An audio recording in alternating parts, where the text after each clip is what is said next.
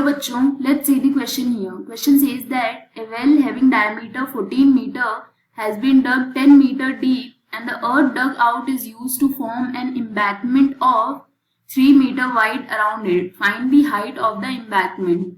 Options are given in this case. We will start the solution. और सबसे पहले इस केस में हम स्टार्ट करते हैं की कॉन्सेप्ट के साथ. इस केस के लिए की कॉन्सेप्ट हो जाएगा formula of volume of cylinder. So cylinder के वॉल्यूम का फॉर्मूला होता है पाई आर स्क्वायर एच. यहाँ पे पाई की वैल्यू होती है 22 डिवाइडेड बाई 7. आर होता है रेडियस एंड एच होता है height. So in this case it is said that we have a well and इसको हम क्या करेंगे when we dug this out.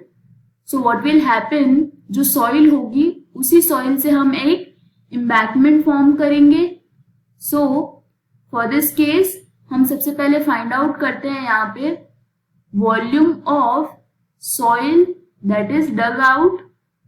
ये वॉल्यूम कितनी हो जाएगी, ये हो जाएगी पाई आर स्क्वायर एच.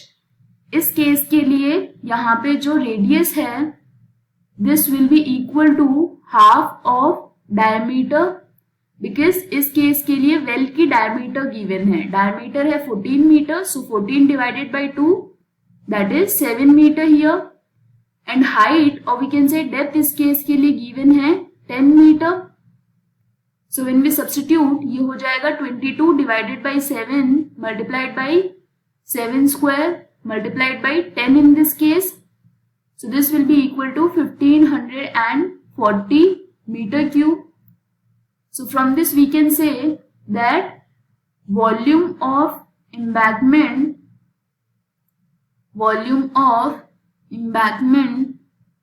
ये equal हो जाएगा volume of soil dug out, volume of soil dug out, because इसी सॉइल से एम्बैंकमेंट फॉर्म कर रहे हैं. एंड ये वॉल्यूम हमने फाइंड आउट किया 1540 मीटर क्यूब है. यहाँ पे फॉर्मूला हो जाएगा pi capital r square minus small r square multiplied by h equal to 1540.